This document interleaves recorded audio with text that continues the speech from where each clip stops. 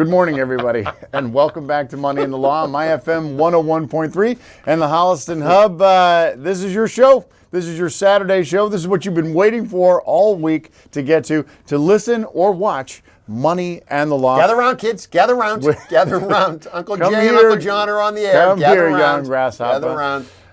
Speaking of Uncle Jay, that is Jay Marsden, who he is referring to. Jay Marsden is from the Marsden Law Group, and I'm John Droyan. I'm from Main Effort Financial. Tom Harmon is from Holliston Hub. He is our executive producer and director, so everybody can see this on TV if you aren't listening to it otherwise on the radio. You get to put a name with the face. All right, let me review quickly. This is Money in the Law. We talk about anything that has to do with money and anything that has to do with the law, particularly things like estate planning or elder law. All fascinating subjects. We do this in a very fun and kind of jovial way. Yep. And jovial is good word. I mean, I'm not going to say it's really entertaining. I'm going to say it's extraordinarily entertaining, which is why people say, why is it only an hour long? I know. Why is it only an hour long? Why can't we come in person? Why can't we call Why it? is there not a live studio? Yeah, that's right. We've been getting that for years, and listen. We'll look into it. We've looked into it. We'll talk to somebody. And there's reasons behind it, and a lot of it is because we have other responsibilities. Money. We have other, and you have to practice the law. That's right, that's true. Which actually gives you money. Well, That's there's true. all that. There's all that. And then there's TV. I mean, we have to share. We share, right? We share. Well, we're multimedia. Yeah, but I think we also share time. Like, so at Holliston Hub, they have other programs that are, that are good, right? That are good. And okay. You got to do it. You got to do it. And so we can't show too much favoritism. We can't. It can't just be like, it can't be C-SPAN. Can't be where it's just nonstop us. Can't be. It can't be MTV. It can't be MTV we're at MTV. But it's not that far away from MTV. Close. It's not that right because you know what? It's MTV meets MSNBC meets C-SPAN meets. I don't know. Meets Market Watch. Breaking Bad. Market. But you can't shut it off. Meets Breaking Bad. That's you about can't, You can't shut it off. That's the gel. That's the gel. Although Breaking Bad is kind of a I don't want to get too stuck on Stay TV, in the zone. but I just wanted to say about MTV, right? I just wanted to like the MTV reference, and again, just so everybody knows, this is how we do our show. Someone will say something, and then I'll say something, and that will trigger something in Jay's mind, and Jay will be like, "Hey, we can talk about that. You know what? I have something to say about it." Then Jay will say something. I'm like, "Wait, I have an idea and talk about that," and the next thing you know, the hour's gone. That's right. So you mentioned MTV, which and MTV and I'm really, this is for Tom, because Tom's MTV is far different than yours and my far MTV. And away different. One of the things that we often talk about on Money in Law, which is almost like the third M, like if we were the company 3M, the third M would be music. Sure. So let's talk about MTV, which M is, of course, music television. Yeah, sure. And Tom, your MTV consisted of a lot of probably reality programming when you first started watching it. I mean, there were some TRL back in the There you go. Carson Daly right there. There you go. Reference. There you go. And so that was great, and that was good. But what MTV was before that, no, it wasn't. Like Tom gave us like the thumbs. No, MTV was the center of like our 80s high school universe. Oh my God, your whole world revolved around it. First of all, because you couldn't get it unless you had cable. So remember when cable showed up at the house? So when cable TV, Holliston Cable Access TV. Did you ever know somebody who didn't have cable? Heck yeah, who couldn't watch MTV? And you were like, why is Billy down the street always showing up here all of a sudden? And they would be at your house. Yep. Even before you got home from school, they would be at your house being like, hey, can we watch some MTV? Because MTV was that's all we watched. Because it was like this it was not unlike ESPN, right? So you're a sports guy. So ESPN, before ESPN, you never saw sports highlights. You'd have a little window at the usual 5 o'clock news skit. Right. That was it. Tell you what was going on, talk about some scores, talk about some numbers, and that's pretty much it. And it was for 3 minutes, Yep. and then it was on to the weather. But when ESPN showed up, you're like, wow, I can see sports, I can see stuff. And of course, this is long before the internet. MTV was the first place you could actually see all of your musical heroes. Other than the only other time to see them before is either two things. One, you went to the concert, right, or you stayed up till 2 o'clock in the morning to watch Don Kirshner's rock concert, or you'd spend the whole day waiting for the song to play, so that you could rush to hit record on your That's just to listen to it. On your cassette. That's just and to you hear get, it, like, you to missed tape the, it. You missed the first third of the song, and you caught it and all that stuff. And so, yeah. So But MTV was where you got to see your favorite performers actually perform. you want to talk about screen time? You would just sit Oh. in front of the television and You just never watch shut it off? A never-ending loop. And in the beginning, they didn't have a ton of content, so it was the same things over. You got to see and quite a over few and videos over. over and over again, and right, and it was, and so here's the trivia quiz. What's the first video shown on MTV? You know it. I do, from the Buggles. Video killed the radio Video star. killed the radio star. That's like a So kind of a famous. apropos. So apropos. So that was the MTV was the genesis of kind of where we are right now with being able to see.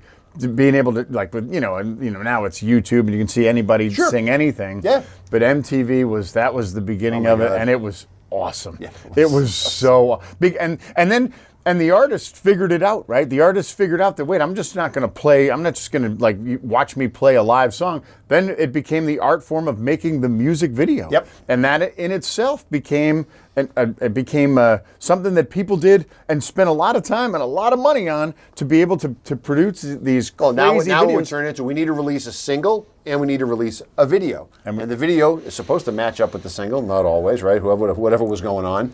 And then that turned into all kinds of other, like, then they would focus on specific genres. Like Yo MTV Raps introduced everybody to rap music that you probably never would have gone out and found right. on your own, right? So you had that come in.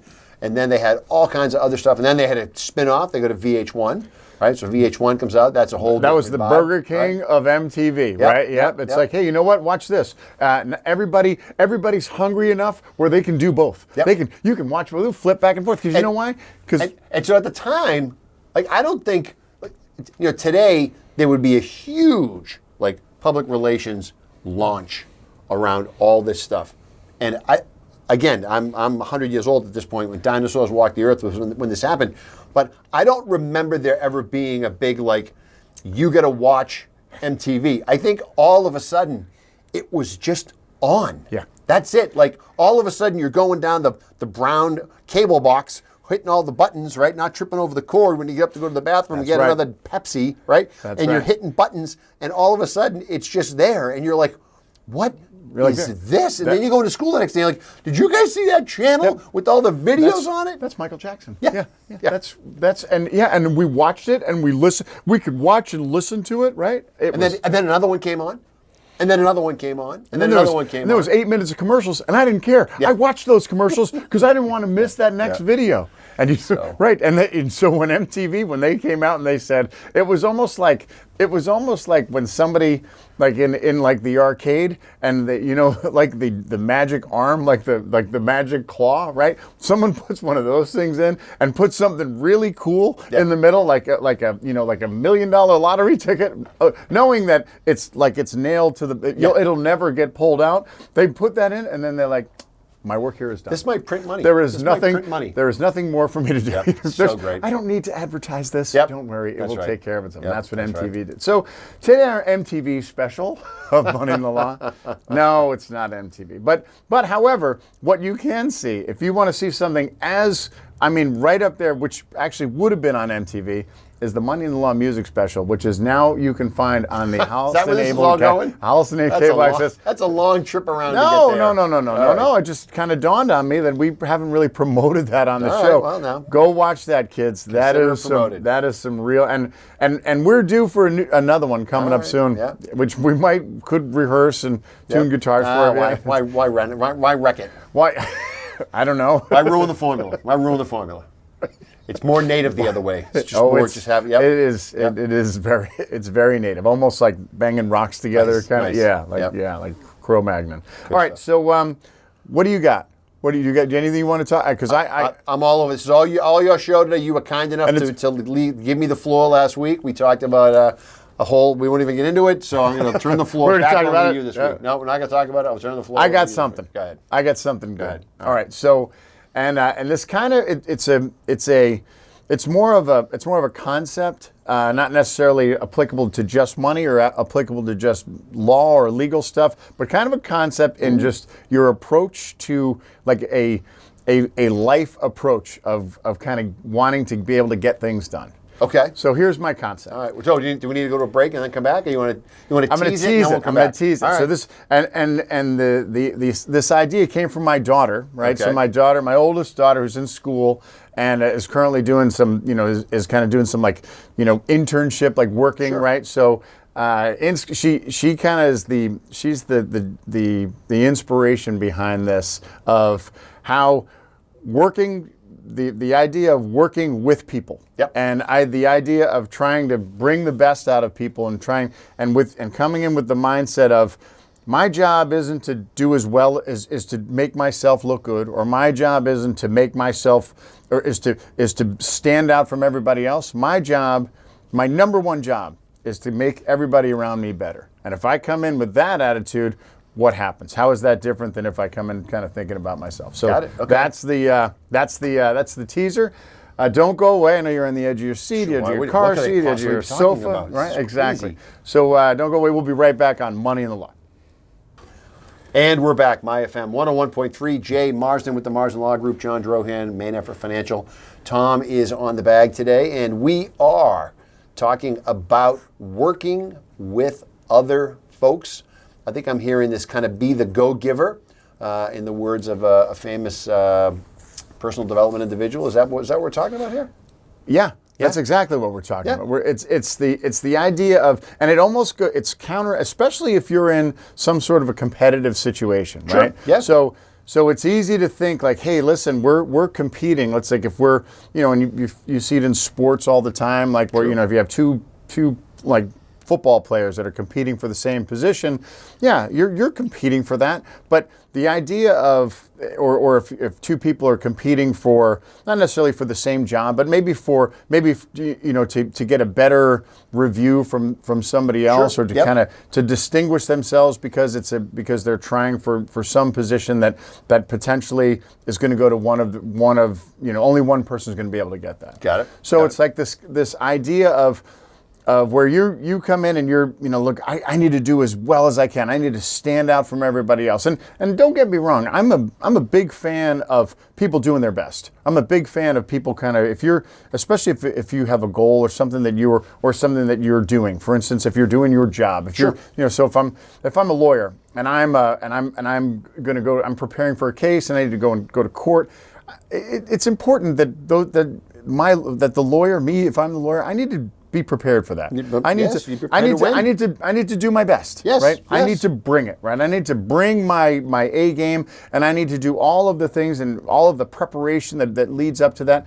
And that's and don't get me wrong, that's great. And you can apply that to anything in the world, right? You can apply that to sports. You can apply it to music. You can apply it to anything. Where, look, greatness comes from preparation. Greatness comes from commitment. Greatness comes from trying and failing. Like that's the great stuff. But one of the things that sometimes gets overlooked or sometimes kind of gets put to the back burner is if I'm really trying to do my best, and sometimes it could be at the expense of kind of the people around me, especially if I'm in a team situation, right? Like, it's easy, this he's so smart. He always comes out with great ideas, and then everybody else kind of has to, play second fiddle to that person if you're in some type of an organization.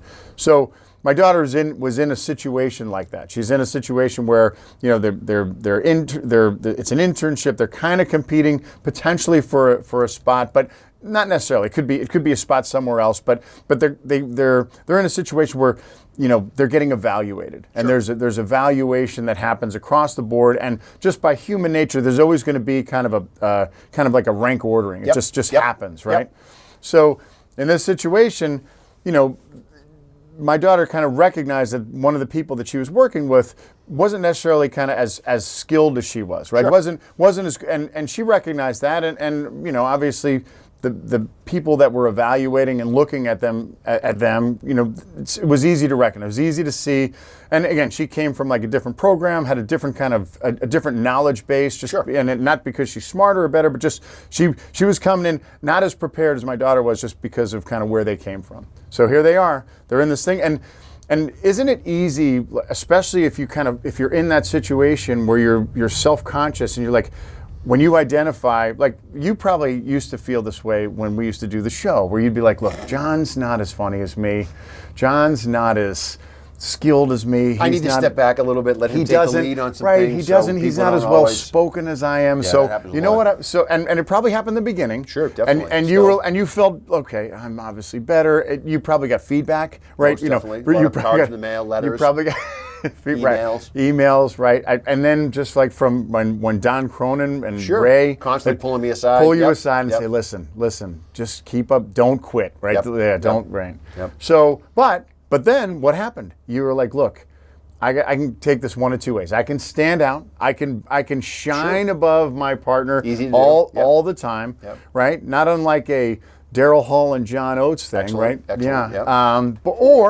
Or I can make him better. I can work. I can put in my mind to say, you know what? I'm not so concerned about me. I want to make that person look good. Let's raise all the boats. Yeah, great point. A great say. Like if they look better, and if they're better, Sure. and they're better at what they do, then guess what? The show's better, right? The show's better. The out and if you're working with a team or whatever your goal is, you know what?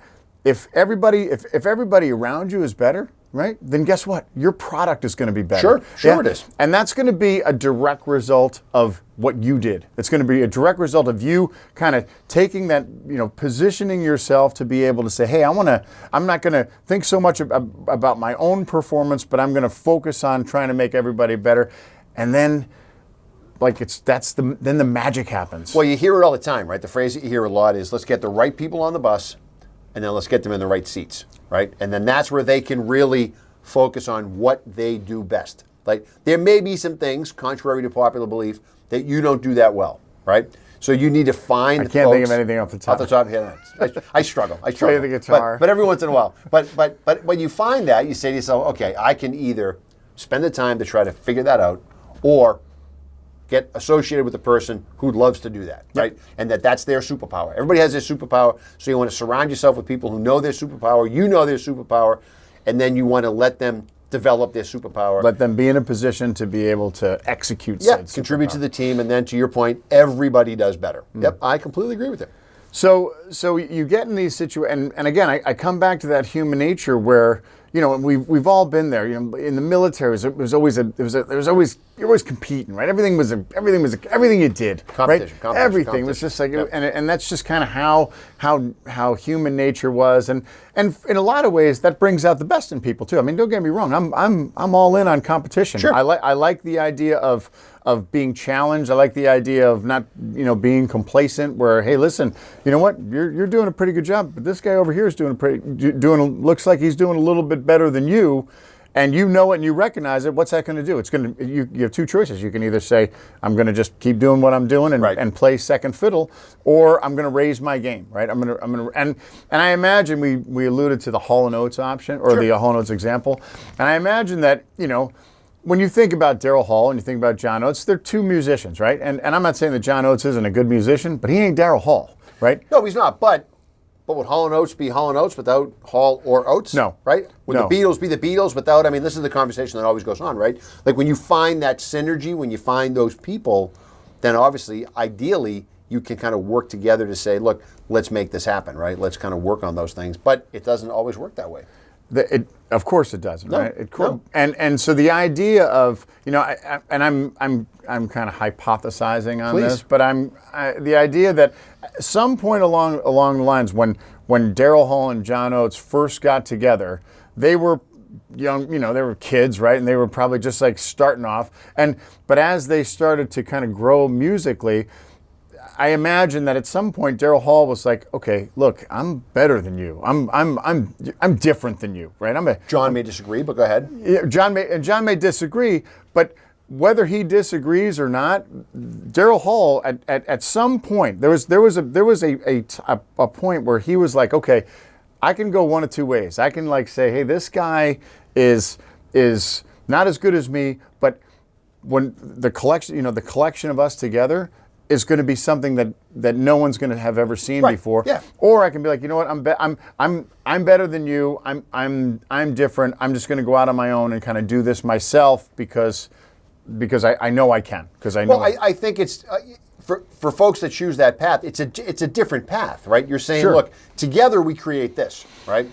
If we go our separate ways, or we do our separate career paths, or we do our solo projects, they're not the same. Yeah. They're two different projects, right? I mean, think about when we talked about it on the show a couple weeks ago, when the great Bruce Springsteen decides, I'm going to put a couple albums out, and it's not going to be with the E Street Band, right? And the rock and roll world is aghast that even could possibly How does exist, that happen? Right? How does this happen? how do Right? you- why? And then he tours with different people, and you're like, come What are you on, thinking? like it's a tribute band at this point, Yeah. right? But hey, these guys they got to go their path. They got to figure this out. They got to work that out. They have a different vision. Why could that vision not be laid over the E Street Band? I don't know. And that's and there's no comparable Bruce Springsteen, right? So in the E Street Band, when they're rocking out, everybody kind of, like you said, everybody's got their own seat in the bus, but nobody's in a bigger seat than Springsteen. Agreed. Like Agreed. Yep. nobody's better than him. No one's going to be a bigger musical talent than he is, right? And the same thing with Daryl Hall. So I'm saying it when they made that decision, when Daryl Hall made the decision to say, hey, we're going to do this together. We're going and whether he said it out loud or whether he just thought it came that way. Yeah. He made the decision. He's like, I'm going to make you better. Right. I am going to do what I can to make you better, because that will, and maybe he's doing it all for selfish reasons. Yeah, but you don't think that comes from the other side? You don't think that maybe John Oates is saying to himself, man, he's a good musician. And so you know what? He's not making me Absolutely. my own self-driven desire to also be the best is going to make me raise my game because I'm collaborating with him. Absolutely. So and there you go. So that's what I'm talking about. There's the magic, because when someone says, hey, listen, when you said to me, or when you said to yourself, hey, I'm going to make John a better radio guy. I'm going to make John a better talk show host. I'm going to work to do my best to raise his game. And I'm like, Jay's really good. I really want to do this, right? I'm Sure. like, I feel like I'm going to get better with him. So when that happened, then everything's better. That's the magic of it. And the whole team gets better. Well, this is so funny you said this. This is what anybody who's talented in their field, then you start to talk about who are the greatest, fill in the blank, right? You're exactly right. That's what they do, right? You watch any Larry Bird video, I mean, come on. Right. He makes everybody on the court, everybody on his team is better. Right. Everybody's better. Right. Does Robert Parrish go to the Hall of Fame? Does Kevin McHale go to the Hall of Fame if it's not for Larry Bird? Sure, maybe. But did he certainly make it a lot easier when they were all working together to get there? Absolutely. You see him, and all the stats that you see, it's always the passing, the basketball IQ, the ability to do anything, anywhere on the court to anybody, and just his complete and total understanding of the game and how it comes together. That's the same thing. Springsteen's complete and total understanding of the music and how it comes together, who needs to play what part. That's what brings these guys to sort of legend status. Right. Who needs to stand out in this particular song? Who needs to kind of to rise up and shine, because that's going to make Glory Days a better song than it would be if someone else did it. Sorry, I just punched. For those of you, I just punched the screen. It's okay. It's all fired up. Everything's smashed. I think everything's your still hand, working. Probably wrap that up a little bit, maybe the hand there. Yeah, That's right. Yeah. Why do you make Clarence Clemens do the Jungle Land sax solo? Like some insane amount of time. Look it up. It's on Google. It's like how many times he had to do it because it just wasn't right yet. And then when they get it right, they're like, that's it. Yeah, but you could make the argument, say, well, why isn't it a guitar solo? Why isn't it a drum solo? Yeah. Why isn't it like some melodic harmony? Like, because that song needed Clarence Clemens to shine, show up that day. It needed that. Without that, it's not that song. It's not that. It's not that song. That's and that's the art, and that's the and again, you come back to and this is applied to anything. It's applied to any organization where, and you brought up the good point about John Oates. He's not stupid, right? He's like, look, wow, you wrote another song today? That's cool. Oh, wow, you play the same instrument as me. Oh, that's weird. I thought I was a lead guitar, but you're playing lead guitar in the studio. And 9 other instruments. Yeah. Holy smokes. Yeah. So, of course, I'm sure he recognized that. And again, his ability to not only recognize that and kind of accept it makes him feel better. Sure. It makes, hey, look, I'm Hall & Oates. I'm the Oates part. Now, granted, we're using these guys as an example now on the back end of this. Now there's a little bit more. Maybe John Oates is a little bit upset, and This is where the law part of Money in the Law comes in. Because now they're, but take a guy like Prince, right? Here's a guy who would do an album, and he would play every instrument on the album. Yeah. Right? So, like, you know what? Guess what? The only person on the bus is me. Yeah. There's nobody else on the bus. I'm getting in all the seats because I can do all this stuff. But what was Prince's thing? Remember when Prince in his heyday, what did he do? He went out and he brought all these artists to Sheena Easton.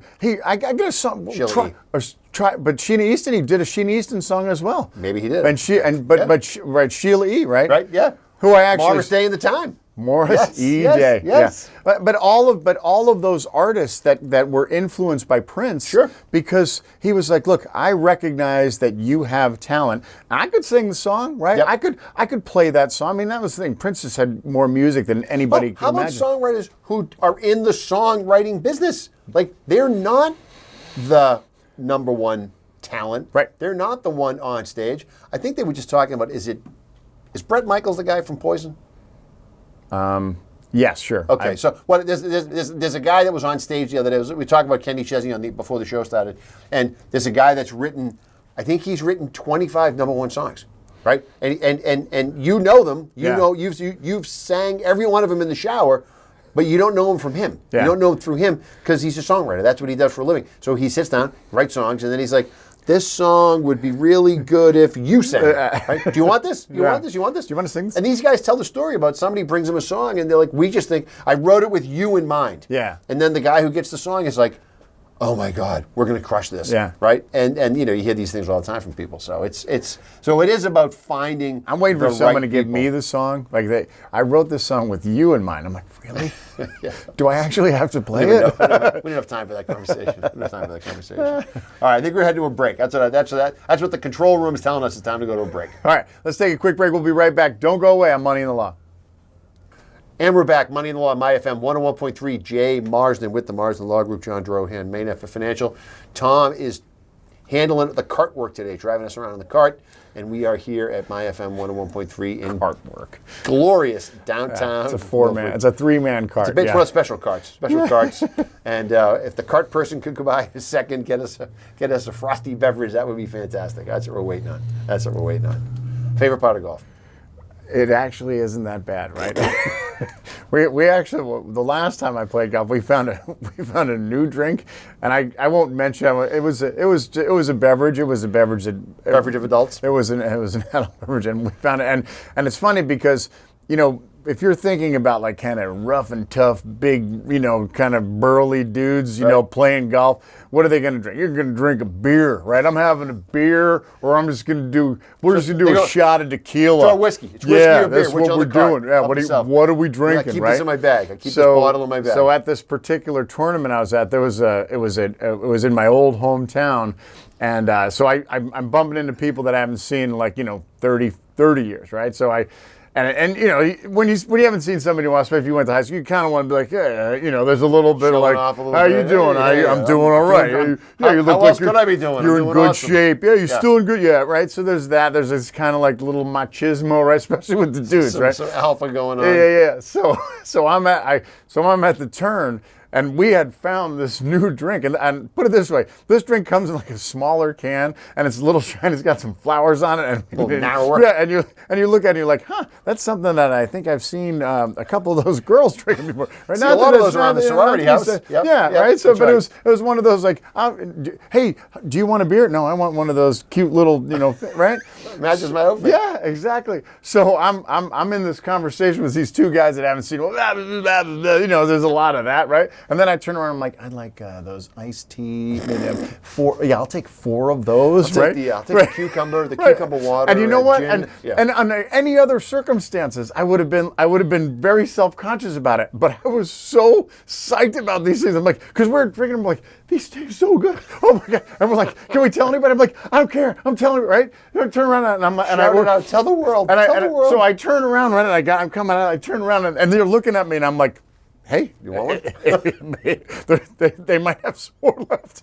You might want to go grab This one. could be like, grab them quick. They're going fast. They're going fast. See, and again, we talked about this earlier in the show about how something comes up and then it just it just dovetails into some fantastic, funny little story. Well, we're here in the dog days of summer. Dog. It's Labor Day weekend. We're just kind of chilling. It's almost like vacation. You know, we're gonna lay low a little bit. You know, we're not gonna get too heavy on anybody today. This is pretty much it right here. This is the extent of the brain power that you're gonna have to exercise today to enjoy the show. And then next week we can talk about interest rates going down and what it means about refinancing your house and how it's going to impact your market. What should I do? How the market's going to impact your retirement. Should I adjust my estate plan? And the election and what the election is going to do to your 401k and all this other stuff. It's all there. Don't worry. It's right around the corner.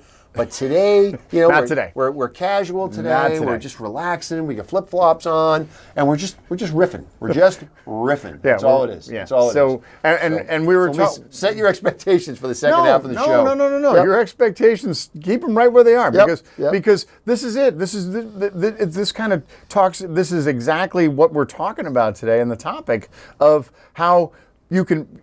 If you come in, if you change that mindset, and your job is to not do as well as you can, but your job is to make everybody around you be better, and that's your real, like, from the bottom of your heart focus. Well, here's what happens. Everybody has it. First of all, it's more engaging, right? The work that you're doing is better, right? The outcome, the expectation, the product that you're putting out is better. People enjoy themselves and want to be engaged. When I worked at that small mutual fund company in the city years ago.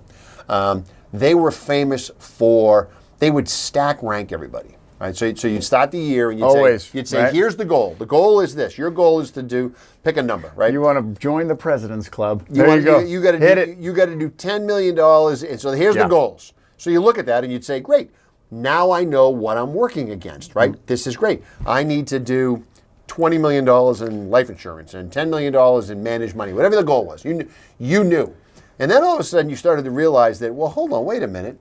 They left something out of the conversation. What they left out of the conversation was that if this guy or this person is having a better month or quarter or half year than I'm having, I think someone over there in the sidelines moving the chains, right? Because now the goal isn't, did you do your $10 million in insurance or your $10 million in managed money? Because they did $20 million. Right, so now it's always that guy. Now 20 million is a new number, right? Yeah. And then you had, you were rated on, inflows in, inflows out, like how much money came into your client base, how much money went out of your client base, and there are a lot of things that are like, I can't control what you do. Yeah. Right. I can only control what I can do. Right. So when you would stack rank everybody in that fashion, we had a situation one time where somebody in the group that I worked with, one of their clients owned a pretty sizable company. And the company got bought. And so the company... Was it a small fruit company? It was not a small fruit company. But the company got purchased. And so when the company got purchased, of course, that person said, well, because my company got purchased, I have this gigantic amount of cash that I need to put somewhere, right? And so, that type of cash doesn't go always an interesting conversation. Oh, hold on. I'm going to take this call. Yes, that's right. And that amount of cash, that just doesn't go to your bank account, right? That goes to your investment account. So this guy that we work with got like a massive infusion of cash. And so now he's the top of the leaderboard, right? Oh, yeah. Now, I had nothing to do with that. That had nothing to do with me. But you know what? I'm now so far behind the 8 ball for the quarter or the half that it's like not even worth playing the game, right? I want all my business to happen in the second half, right? That is disincentivizing approach to making your whole team hit the goal, because it didn't exist that way. But what a great example of that kind of a situation. We've both been in that situation where you are, by name ranked against your peers. Yep. Right? And that's a real situation that a lot of people find themselves in, where you are ranked against your peers. And in some cases, guess what? If there's a line, right? There's a line drawn in that list, and anybody below this line, they're getting a set of steak knives, and they're getting their walking papers. So that's a reality. That's a real thing. So if I'm in a situation where I'm essentially competing to stay above that line. And of course, in a lot of these, especially in these sales worlds, guys are competitive by nature, Sure. right? That's why you're there. That's why you're there. That's right. They're excessively competitive, Yep. and that's why they're good at what they do. So you have these guys. So you find yourself in the situation where, like, okay, look, I need to do great. I need to do as great as I can. And I need to do better than a lot of these guys. Yeah. Because if I don't, then I'm not going to be able to keep my job. That's right. So then you're in this conundrum, right? You're like, okay, do I just look out for myself? Do I kind of try and step on people to do? And this is where you get into these situations where, okay, you have a choice. You can be that guy. Oh, yeah. You can be that guy who's going to, at the expense of you or at the expense of you, I'm going to move ahead. Yep. I'm going to move ahead of you. And the organizations that kind of promote this, the ones that say that. Well, they know they're doing it. First of all, that's yeah, how they operate. and they do this. There's a reason behind this, and a lot of it is to kind of because some people aren't cut out for it, right? Right. And especially in these sales jobs, guys will come in these like kind of entry level positions, and they're like, well, you know what? I'm not built for it, and it enables the organization to kind of identify those people. Yeah, from weeds other them guys. out. Weeds them out. They Yeah. find out right away. This isn't my seed. I'm moving on. But then when you get the guys that can do it, Yep. then it becomes this, okay, hey, look, I'm not, I can do my job. I can make money. I may not make as much as you this quarter or this year Right. because you get a home run deal or you work harder than I do, Sure, right? Or sure. whatever. Yeah. Or you're better at it than I am for whatever the reason. And I think a lot of these organizations kind of came to they figured this out where they're like, look, if I just have these guys competing at each other and like at each other's throats all the time, we may not. I'm gonna make money. Right. But what if I said, look, it ain't. Are you guys against one another? You guys are all on the same team. This and it's this, and Fidelity figured this out, right? I don't know. Go ahead. Well, Go when they have these collective sales teams, right? Sure. When you said, okay, look, we're not. It doesn't. Everybody's going to get their number.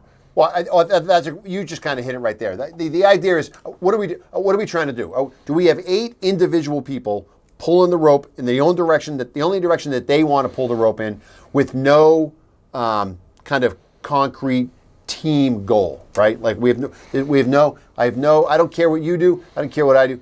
I do care what I do. I don't care what you do. It's really just about me doing what I want. I don't care how the team does. there's probably like a bonus pool, right? Sure. So the guy who gets the most is going to get the most the biggest bonus. piece of the bonus pool. Yep, Exactly, yep. right? Which is fair. In a lot of ways it's fair, but if it's incentivizing me to kind of not help you if you need help, or to not help you if you need help, Yeah. because I'm just helping myself, then that could be, I won't say it could be counterproductive, but you're not getting the best bang for your buck. No, you're not. No. Because if you have the right people, and you have the right people that understand, hey, look, like, because somebody's a better salesman, right? There's guys, and I've met, you've met them in your career. I've met them in kind of everything that I did. I mean, you meet guys in the Army. Guys in the Army, like the recruiters, these guys could sell ice to an Eskimo. Yeah. They were as good as anybody has ever seen. As like, you need to join the military, but my dad's a billionaire. I don't want to. And like, no. Here's why you need to do it. And then the next thing you know, they're signing up and they're in the Army. They're shipping out. Yeah.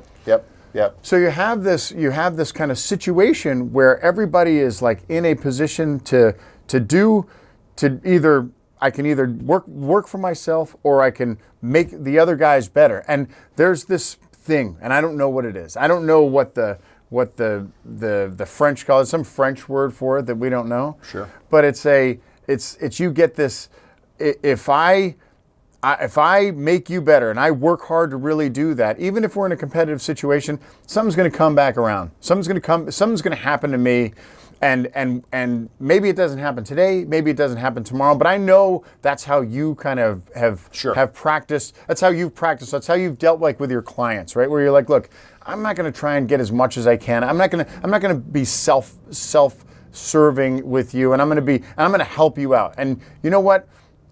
If you help me out down the road, it's not even a quid pro quo. It's like, if you help me out down the road, great.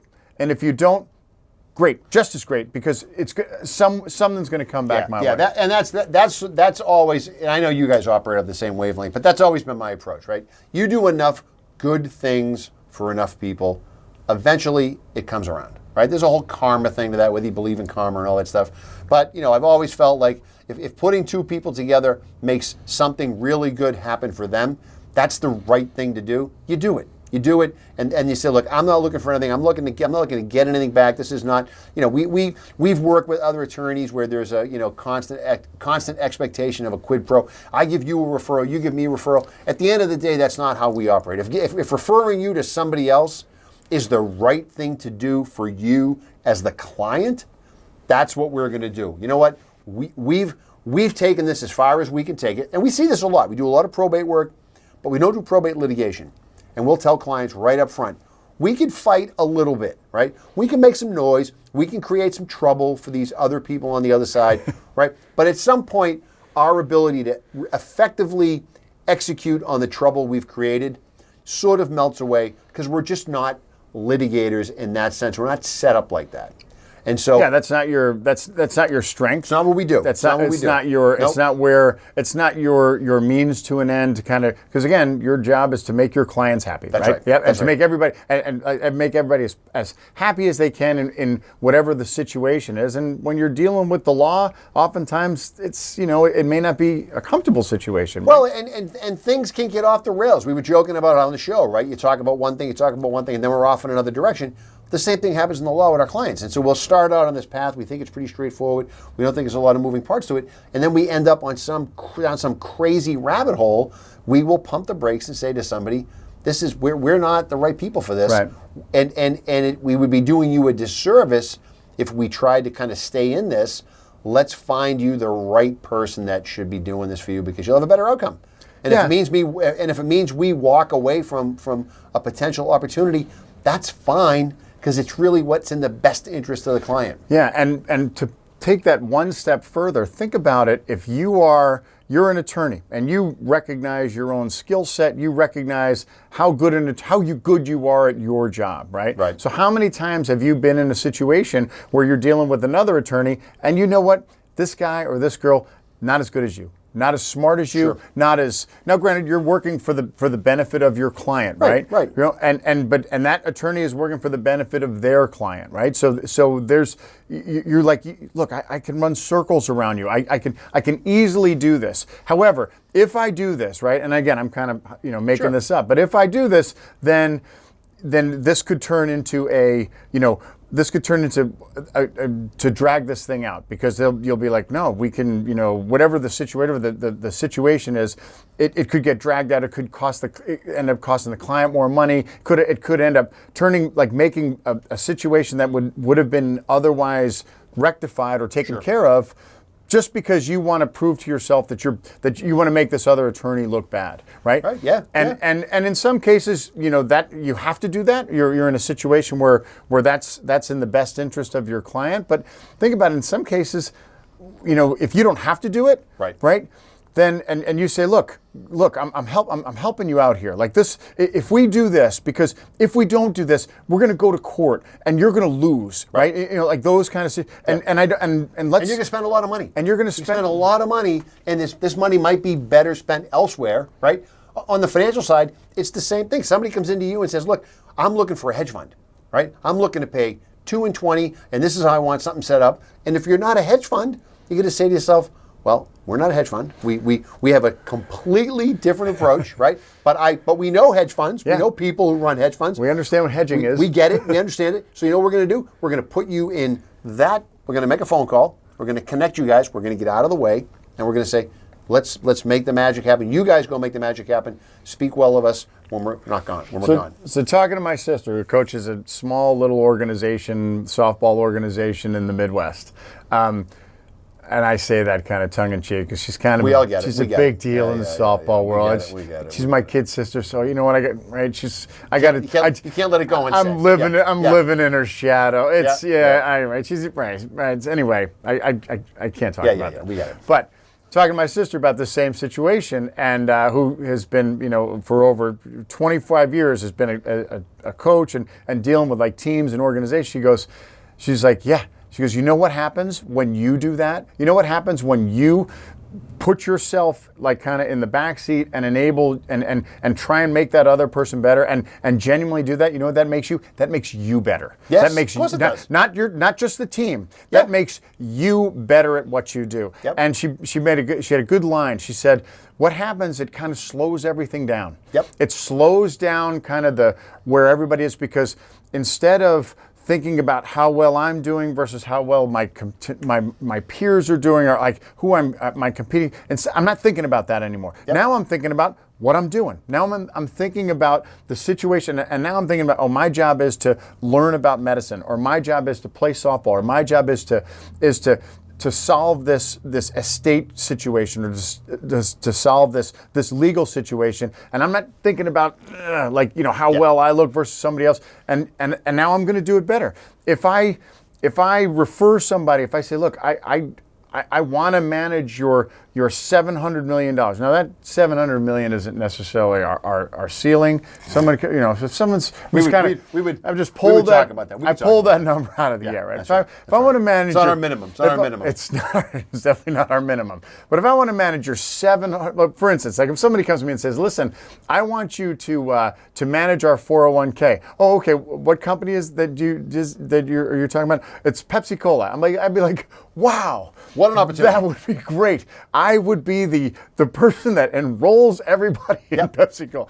Yeah, that would be great. And I would be like, something tells me I may not do as well a job as you think that. I mean, obviously you think a lot of me, but so something like that, that's an extreme example. But if someone says, hey, listen, I want to do this, I'm like, you know what? That's not my wheelhouse. Like Jay's example of the hedge fund. And if I refer that away, then that makes me a better financial planner, because it kind of made me take a look at, wow, a great big opportunity that I could have made a lot of money on, but I recognize, okay, here's what I'm good at, here's what's kind of out of my realm of expertise or out of my firm's capability. I'm not going to do that. So then it kind of makes me think, okay, it reminds me, what is my firm's realm of expertise? Yes, that's right. What am I really good at? What does my ideal client look like? And it kind of makes me go back and look at that. And then I'm like, wow, I turned down the Pepsi Cola 401k, but you know what? I can manage a 401k. Right, just not Pepsi Cola. Just not one that's big. I can manage a 401k for a company that says, instead of 10,000 employees, maybe 100 employees. I'm like, wow, that's what I can do. And then you'll say, well, why can I do that? And you kind of go back through your checklist and remind yourself, these are the things that we do really well. Well, what you'd say to yourself is, if we wanted to be in that space, this is what we would have to do to get there, right? Yeah. And so you say, okay, we'd have to either brush up on our 401k, our knowledge of the 401k contribution roles, and and the participants and all this other stuff. So you decide, you make a decision, say, we're going to be in that space. We're going to be in that space. Yeah, and then what do we need? What's the wherewithal? What's the system that we need to do, and what's the personnel and all the requirements and all that. So yeah, we decide. It helps us to kind of go back and look at, give like a really frank look at what we can and can't do. Yep. And then, hey, do we want to be able to do that, or do we want to do something different, or do something less, or something that we're more comfortable with because we're better at it. That's right. And at the end of the day, we say it all the time. My job, your job is to make our clients happy. Yes. And our job is to be as the best that we can, to do our best. We said that in the beginning of the show. And color inside the lines, right? Like this is what we do, right? You got to, they always talk about, you want to kind of work on your firm, you want to work on your practice. You got to niche it down. You got to decide where you are. We don't practice in the bankruptcy space. We don't practice in the DWI space. We don't do divorce law for a whole bunch of reasons, because that requires. That's Saul Goodman. That's Saul Goodman.